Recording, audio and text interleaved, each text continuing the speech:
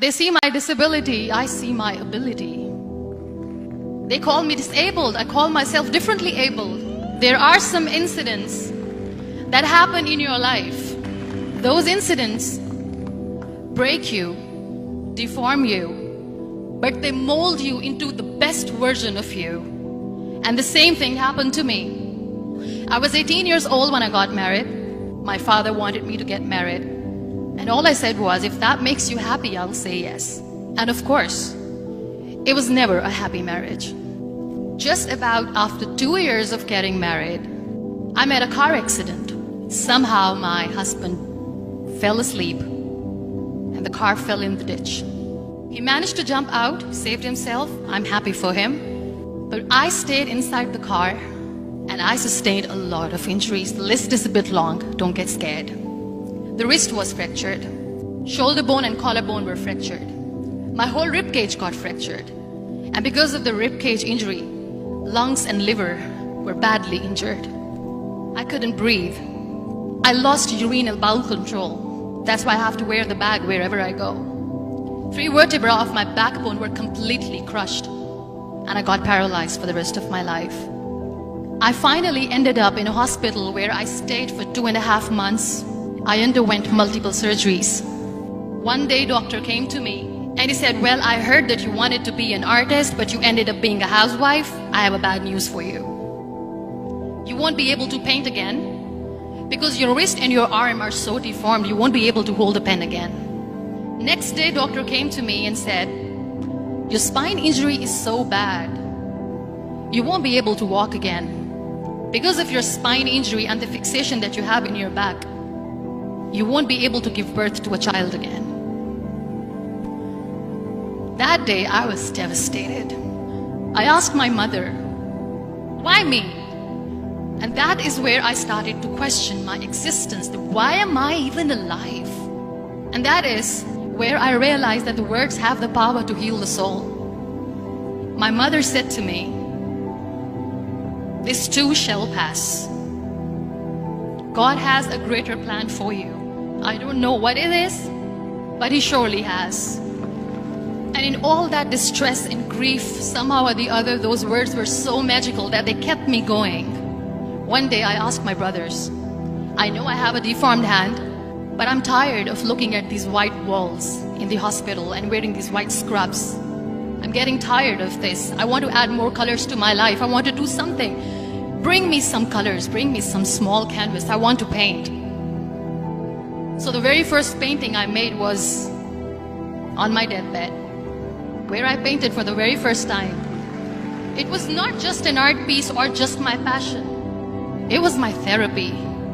And then I was discharged and I went back home. And I went back home and I realized that I have developed a lot of pressure ulcers on my back and on my hip bone. I was unable to sit. There were a lot of infections in my body, a lot of allergies. So doctors wanted me to lie down on the bed straight for not 6 months, for not 1 year, for 2 years. I was bedridden, confined in that one room, looking outside the window, listening to the birds chirping, and thinking maybe there will be a time when we'll be going out with the family and enjoying the nature.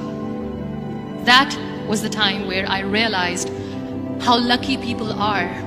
That is the time where I realized that the day I'm going to sit, I'm going to share this pain with everyone to make them realize how blessed they are, and they don't even consider them lucky.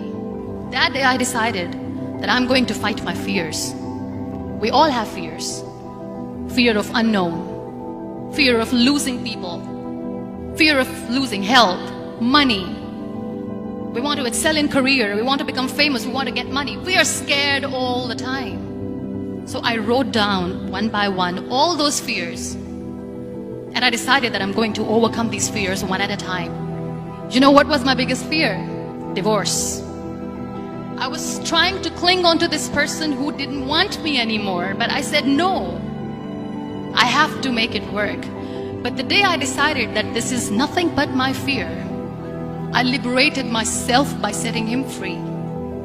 And I made myself emotionally so strong that the day I got the news that he's getting married, I sent him a text that I'm so happy for you and I wish you all the best. And he knows that I pray for him today. Number 2 was, I won't be able to be a mother again. And that was quite devastating for me. But then I realized there are so many children in the world, all they want is acceptance. So there is no point of crying, just go and adopt one. And that's what I did. People think that they will not be accepted by the people because we, in the world of perfect people, are imperfects.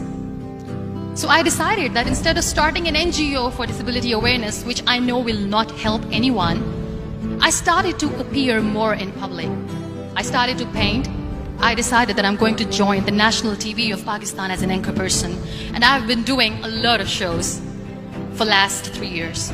I became the National Goodwill Ambassador for UN Women Pakistan, and now I speak for the rights of women, children. We talk about inclusion, diversity, gender equality, which is a must. Every time I go in public, I always smile. It's always a big toothy smile on my face, and people ask me, don't you get tired of smiling all the time? What's the secret? I always say one thing, that I have stopped worrying about the things that I have lost, the people that I have lost.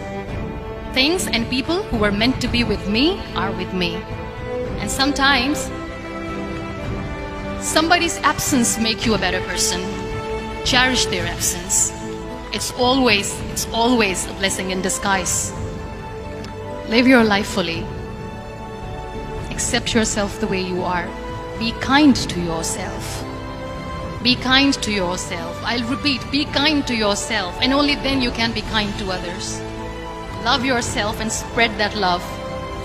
Life will be hard. There will be turmoils, there will be trials, but that will only make you stronger. So when you accept yourself the way you are, the world recognizes you. It all starts from within.